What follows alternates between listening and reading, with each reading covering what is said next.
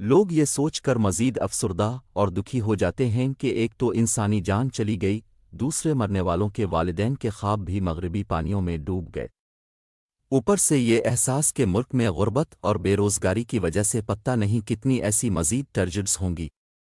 یہاں یہ سوال بہت اہم ہے کہ کیا یہ لوگ صرف غربت سے تنگ آ کر غیر قانونی طور پر یورپ جاتے ہیں، یا اس لیے کہ پاکستان اب ان کے خوابوں کو تعبیر نہیں دے سکتا؟ غیر قانونی تارکین وطن کی افسوسناک کہ ان اموات کی سے غلط پالیسیوں کی وجہ سے بھی لوگ دباؤ اچھے کا شکار مستقبل کی ہوتے ہیں۔ تلاش میں مارے گئے۔ چند روز قبل قومی اسمبلی کی قائمہ کمیٹی برائے داخلہ کا ایک اجلاس ہوا جس میں یہی موضوع زیر بحث تھا۔ وہاں 3 لوگوں جن میں پیپلز پارٹی کے MNA عبدالقادر پٹیل، صاحبزادہ حامد رضا اور DGFIA اسحاق جہانگیر شامل ہیں، نے کافی اہم باتیں کیں۔ ان تینوں کی باتیں سن کر اب کے رونگٹے کھڑے ہو جائیں گے کہ لوگ پردیس جانے کے لیے کیسے اپنی جانیں دے رہے ہیں، اور یہ سب کچھ غربت کی وجہ سے نہیں ہو رہا۔ DGFIA نے بتایا کہ یہ کہنا غلط ہے کہ غیر قانونی طور پر یورپ جانے والے سب لوگ غریب تھے اور اپنی غربت مٹانے کے لیے وہ پاکستان چھوڑ کر یورپ جانے کی کوشش میں مارے گئے۔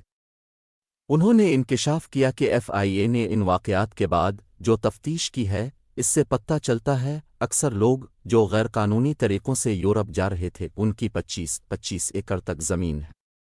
اتنی زمین والا بندہ غریب نہیں ہوتا۔ DGFIA کی بات میں اس لیے بھی وزن ہے کہ ایجنٹ غیر قانونی طور پر یورپ بھجوانے کے لیے لوگوں سے 20 سے 50 لاکھ روپے فی بندہ تک لیتے ہیں۔ کیا کوئی غریب بندہ جو ہمارے خیال میں روٹی تک کا محتاج ہو، وہ اتنے پیسے ایجنٹ کو دینا افورڈ کر سکتا ہے؟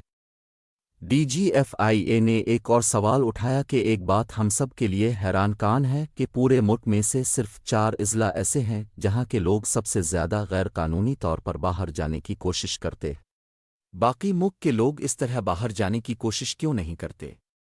انہوں نے جہلم، گجراوالا، سیالکوٹ، پنڈی بھٹیا، منڈی بہاؤ الدین اور دیگر قریبی علاقوں کا نام لیا جہاں سے نوجوان غیر قانونی طور پر باہر جانے کی کوشش کرتے ہیں، جبکہ صاحبزادہ حامد رضا کا کہنا تھا کہ پہلے یہ کام GT روڈ کے ارد گرد موجود اضلاع میں ہو رہا تھا، لیکن اب فیصل آباد اور جھنگ تک اس کا دائرہ پھیل رہا ہے اور وہاں کے نوجوانوں میں بھی یہ رجحان تیزی سے پروان چڑھ رہا ہے۔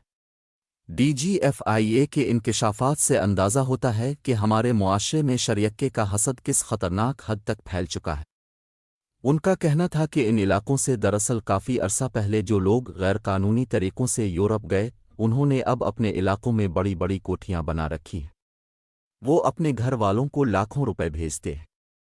یہ دیکھ کر اب تو یہ حالت ہو چکی ہے، خود والدین اپنے بچوں کو تانے دیتے ہیں کہ تم نکھٹو گھر بیٹھے ہو، کچھ نہیں کرتے، فلاں کا بیٹا یورپ چلا گیا ہے، فلاں نے کوٹھی بنا لی ہے، فلاں کے بیٹے نے شادی پر ہیلی کاپٹر سے نوٹ پھنکوائے۔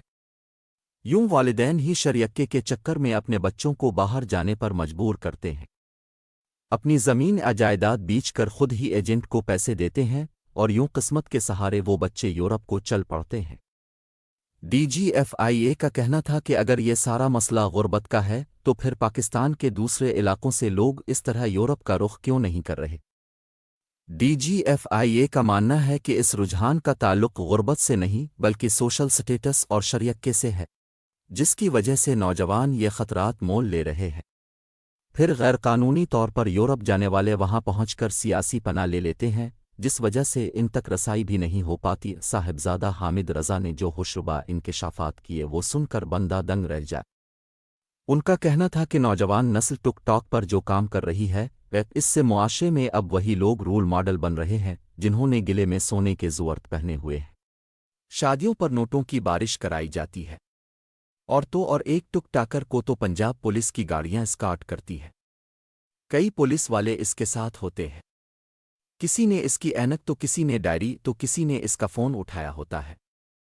جب آج کی نوجوان نسل یہ سب کچھ دیکھتی ہے تو اسے لگتا ہے کہ اصل رول ماڈل یہ ٹک ٹاکرز ہیں، اور یوں نوجوان نسل سب کچھ چھوڑ کر اس کام پر لگ جاتی ہے کہ ڈالر کمانے ہیں اور اپنا سوشل سٹیٹس ایسا بنانا ہے کہ پولیس والے آپ کی ڈائریاں اٹھا کر آپ کے پیچھے پھریں۔ فیصل آباد اور جھنگ میں بالخصوص یہ کلچر نوجوانوں کو اپنی لپیٹ میں لے رہا ہے۔ انہوں نے کئی مزید دنگ کر دینے والے انکشافات کیے۔ ان کا کہنا تھا کہ وہ بہت ساری کوٹھیاں دکھا سکتے ہیں جو دیہات میں برسوں سے خالی پڑی ہے۔ وجہ وہی سوشل سٹیٹس ہے کہ جو لوگ باہر گئے انہوں نے یہاں پیسہ لگا کر محض دکھاوے کے لیے کوٹھیاں بنا رکھی ہیں، رہتا ان میں کوئی نہیں۔ جب گاؤں کے دوسرے لوگ وہ کوٹھیاں اور ٹھاٹ باٹ دیکھتے ہیں تو وہ بھی یورپ جانے کے چکر میں پڑ جاتے ہیں، چاہے اس میں ان کی جان ہی کیوں نہ چلی جائے۔ پی کے MNA عبدالقادر پٹیل نے کچھ اور انکشافات کیے۔ وہ بتا رہے تھے کہ وہ زیارات کے لیے عراق گئے، جہاں انہوں نے دیکھا کہ عراقی ایئرپورٹس پر پاکستانی پاسپورٹ رکھ لیا جاتا ہے۔ وہ اس وقت اب کو واپس ملتا ہے جب آپ پاکستان واپسی کے لیے دوبارہ ایئرپورٹ پہنچتے ہیں۔ ایسا عراق میں صرف پاکستانی پاسپورٹ کے ساتھ ہی ہو رہا ہے۔ کچھ دن پہلے خبر آئی تھی کہ اس چکر میں 5,000 پاکستانیوں کے پاسپورٹس وہاں گم ہو گئے۔ پٹیل صاحب کا کہنا تھا کہ عراق میں ہوٹل انڈسٹری بہت بڑا بزنس ہے، کیونکہ دنیا بھر سے لوگ وہاں مقدس مقامات کی زیارت کے لیے جاتے ہیں، مگر انہیں اس وقت بہت حیرانی ہوئی جب وہاں ہوٹلوں میں انہیں زیادہ تر پاکستانی ملے جو وہاں نوکریاں کر رہے تھے۔ ان میں اکثریت ان افراد کی ہے جو یورپ جانے کی خواہش مند ہیں۔ یہ بلوچستان سے ایران گئے تو ایرانیوں نے انہیں عراق میں دھکیل دیا، اور اب وہ نہ آگے جا سکتے ہیں نہ پیچھے لوٹ سکتے ہیں۔ یوں وہ عراق میں ہوٹلوں کو سنبھالے ہوئے ہیں۔ پٹیل صاحب کا کہنا تھا کہ وہاں وہ لوگ 1.5 سے 2.5-3 لاکھ روپے کما رہے ہیں۔ انہوں نے تجویز دی کہ عراق میں بہت سارے پاکستانیوں کی قانونی کھپت ہو سکتی ہے اور اس پر کام ہونا چاہیے۔ خیر، یہ سب باتیں اپنی جگہ، لیکن اس 3 گھنٹے طویل اجلاس میں بہت کچھ سننے اور سمجھنے کو ملا۔